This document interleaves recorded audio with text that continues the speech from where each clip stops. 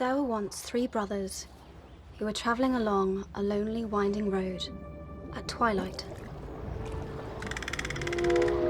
In time, the brothers reached a river too treacherous to pass.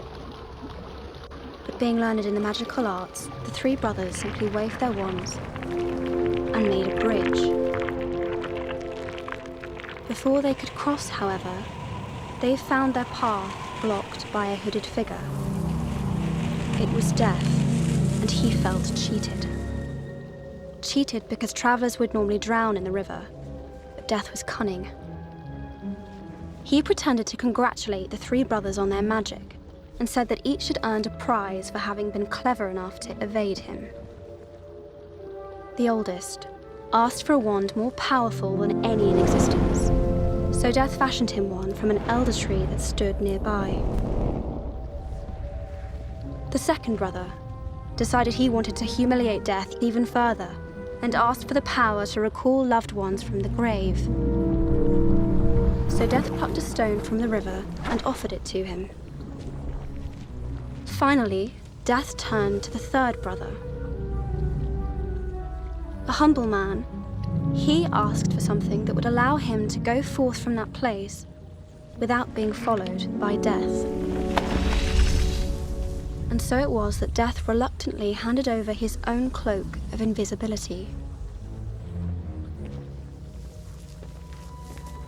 The first brother traveled to a distant village, where with the elder wand in hand, he killed a wizard with whom he had once quarreled.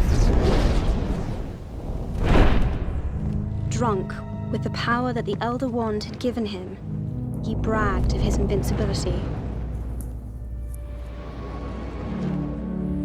But that night, another wizard stole the wand and slit the brother's throat for good measure. And so Death took the first brother for his own.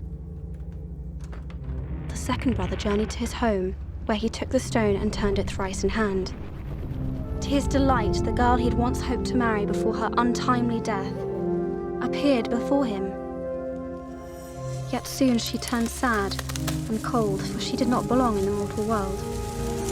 Driven mad with hopeless longing, the second brother killed himself so as to join her. And so Death took the second brother. As for the third brother, Death searched for many years but was never able to find him. Only when he attained a great age did the youngest brother shed the cloak of invisibility and give it to his son. He then greeted Death as an old friend and went with him gladly, departing this life as equals.